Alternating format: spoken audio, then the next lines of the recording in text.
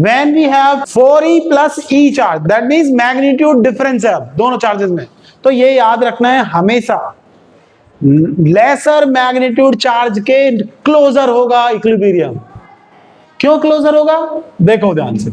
अगर मैंने कर दिया किसी चार्ज को 4e के पास, देखना समझना अंडरस्टैंड करना इसको, ठीक है। अगर मैंने चार्ज रख दिया यहां पर, तो देखो पहले ही मैग्नीट्यूड ज्यादा है इसका, ठीक है। तो इन दोनों का मैग्नीट्यूड ज्यादा है, प्रोडक्ट ऑफ मैग्नीट्यूड चार्जेस। इन दोनों के केस में प्रोडक्ट ऑफ मैग्नीट्यूड कम है, तो ऑब्वियसली इन दोनों का फोर्स कम रहेगा, क्योंकि force directly proportional to product of magnitude of charges. तो अगर बस मैग्नीट्यूड देखा जाए, if I see only magnitude, तो कौन सा फोर्स कम है कौन सा ज्यादा है, 4e का या e का? 4e का कम है, e का क्या फोर्स कम, 4e का ज्यादा। अब डिस्टेंस भी तुमने कम कर दिया, अब 4e का फोर्स पहले ज्यादा होगा और तुमने डिस्टेंस भी कम कर दिया, तो डिस्टेंस कम करने से फोर्स और बढ़ जाएगा। QE का फोर्स पहले ही कम था, उसका डिस्टेंस तुमने और बढ़ा दिया, इसका मतलब फोर्स और कम हो जाएगा। क्या कभी मैच कर पाएंगे? अगर तुम मिड पॉइंट से इधर चलो, क्या कभी मैच कर पाओगे? इधर फोर्सेस को मैच कर पाओगे कभी? क्यों? जैसे जैसे तुम इधर जाओगे, फोर्सेस 4e का इंक्रीज होता जाएगा और Q का E का स्मॉल होता जाएगा। बात समझ में आ गई या नहीं? तो तुमको किधर चलना चाहिए इक्विलिब्रियम लाने के लिए? इक्विलिब्रियम लाने के लिए किधर चलना चाहिए? लेसर मैग्नीट्यूड चार्ज की तरफ। समझ में आई मेरी बात या नहीं, बताओ? एक बार कर फिर से देख लेते हैं, फिर से कैलकुलेट कर लेते हैं, कैलकुलेट ही कर लेते हैं। चलिए अज्यूम करिए, लेट्स अज्यूम कि मैंने बीच में रख दिया r/2 सही है। किसको रख दिया? Q। अभी इक्विलिब्रियम नहीं चाहिए मुझको, मैंने बीच में स्टार्ट किया 4e और E। एक फोर्स बताओ, बोलो ये वाला फोर्स बोलो कितना आएगा? फोर्स का वैल्यू बोलो भाई, अरे फोर्स का वैल्यू बोलो।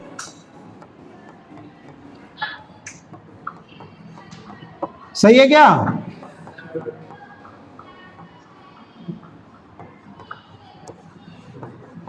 और इंटू 4 हो जाएगा, कितना आ गया भाई? यहां तक बोलो समझ में आया या नहीं? ठीक है, अब इसका फोर्स बताओ। K E into Q divide by r/2 whole square. क्या सही लिखा है मैंने फोर्स? कौन सा फोर्स? ये जब लगाएगा तो इधर लगाएगा, ये जब लगाएगा तो इधर लगाएगा, रिपेल करेगा। क्या बात समझ में आ गई? बोलो तो कितना आएगा ये? कौन सा फोर्स ज्यादा है जरा बताना? बी का फोर्स ज्यादा है, ए का फोर्स ज्यादा है? ए का ज्यादा है, सही है। समझ में आ गया? अब इक्विलिब्रियम तो नहीं होगा, क्या मिड पॉइंट पे इक्विलिब्रियम होगा? क्या मिड पॉइंट पे इक्विलिब्रियम है? अब बताओ, ध्यान से बताना। Now I am trying to find out equilibrium. तो मैंने Q को थोड़ा और इधर कर दिया, अब Q यहां पे रखा है C पॉइंट पे। अब बताओ C पर रखने से इधर लाने पे क्या A का फोर्स इंक्रीज करेगा डिक्रीज करेगा? तो A का फोर्स और बढ़ जाएगा, B का फोर्स क्या करेगा C पे आने पे? ये और कम हो जाएगा। क्या कभी बराबर हो पाएंगे? 16 वाला 20 हो जाएगा, 4 वाला 3 हो जाएगा और कम, ये 40 हो जाएगा, ये 1 हो जाएगा और कम। क्या कभी मैच कर पाएंगे? तो इस डायरेक्शन में चलोगे तो क्या इक्विलिब्रियम मिलेगा? तो किस डायरेक्शन चलना है? चलो ट्राई करते हैं इधर। जैसे ही तुम डी पॉइंट की तरफ जाओगे, टुवर्ड्स बी या डी पे जाओगे, तो डी पे जाने से विच फोर्स विल रिड्यूस? ए का फोर्स कम हो जाएगा या नहीं? तो ये फोर्स हो जाएगा कम, और बी का force because inversely proportional to distance, क्या है? Inversely proportional to square of distance. तो ये क्या हो जाएगा? इंक्रीज। क्या अब चांसेस हैं धीरे धीरे धीरे धीरे बराबर हो जाए? क्या चांसेस हैं धीरे धीरे बराबर हो जाए? तो यस, इस डायरेक्शन में मिलेगा तुम्हें। हमेशा याद रखिए, लेसर मैग्नीट्यूड चार्ज की तरफ ही इक्विलिब्रियम मिलता है, लार्जर मैग्नीट्यूड की तरफ इक्विलिब्रियम कभी भी नहीं मिलेगा। चलिए होपफुली समझ में आ गया होगा। तो इसका मतलब मिड पॉइंट पे तो नहीं होगा, किधर होगा बताओ? लाइटर चार्ज की तरफ। तो ए मान लू और ये पूरा डिस्टेंस आर, तो ये कितना हो गया? आर माइनस ए। हाँ अब तुमने सॉल्यूशन पूरा कर दिया इसको। कैसे? फोर्स ये मान लीजिए ए, ये मान लीजिए बी, तो फोर्स ऑन क्यू, क्यू के ऊपर फोर्स ए इधर लगाएगा जिसका नाम रख दिया क्यू ए, और ये इधर लगाएगा रिपेल जिसका नाम रख दिया क्यू बी, और इक्वेट कर दो जल्दी से Q A equal to Q B. क्यों? In for equilibrium, for equilibrium. तो जैसे ही रखोगे एक हो जाएगा 4e into Q divide by R minus A whole square equal to K E into Q divide by A square. ये cut गया, सब कैंसिल हो गया, 4 बच गया, ये आ गया A square upon R minus A whole square equal by 4, तो यहाँ आ जाएगा 1/2, ये होगा 1/4 और ये होगा 1/2। तो 1/2 में 2a equal to R minus A, और ये हो जाएगा हमारा इक्वल टू आर, और ए कितना हो जाएगा? r/3।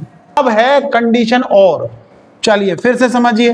केस 1, ये +4e, ये +e, और यहां पर रख दिया माइनस का q। ठीक है, केस 1 हो गया।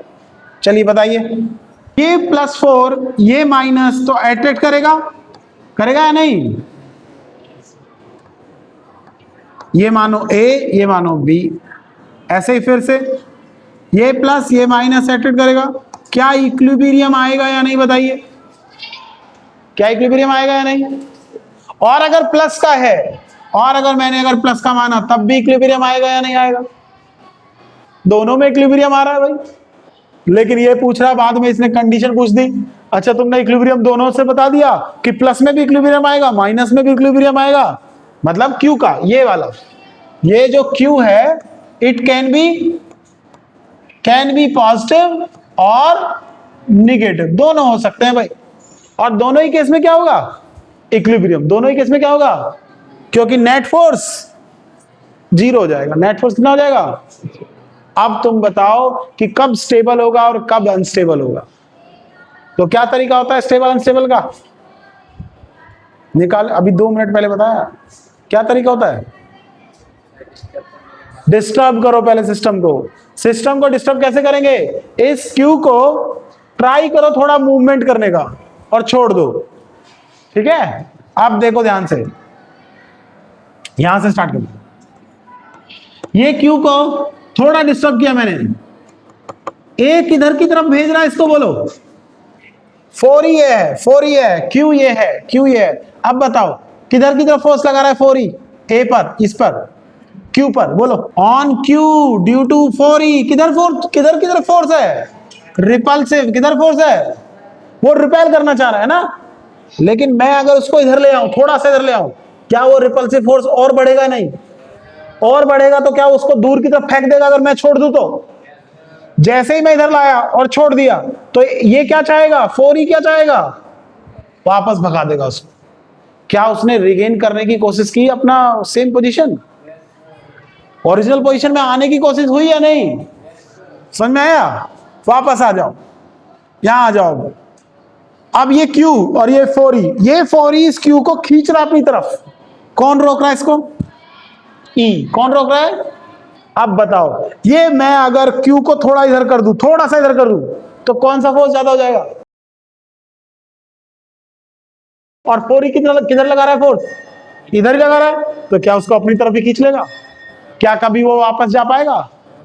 क्योंकि इसका फोर्स तो वीक हो जाएगा। तो ये हमेशा अगर थोड़ा सा हिलाया तो क्या जाके टकरा जाएगा 4e से? बताओ। अब बताओ, in which case the charge Q is trying to occupy या trying to regain its original position.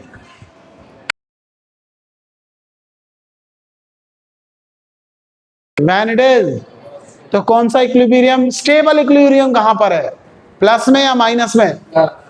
तो ये स्टेबल इक्विलिब्रियम है। तो प्लस के केस में होगा stable, plus Q stable equilibrium. Minus Q unstable. क्या समझ में आ गया? Thank you.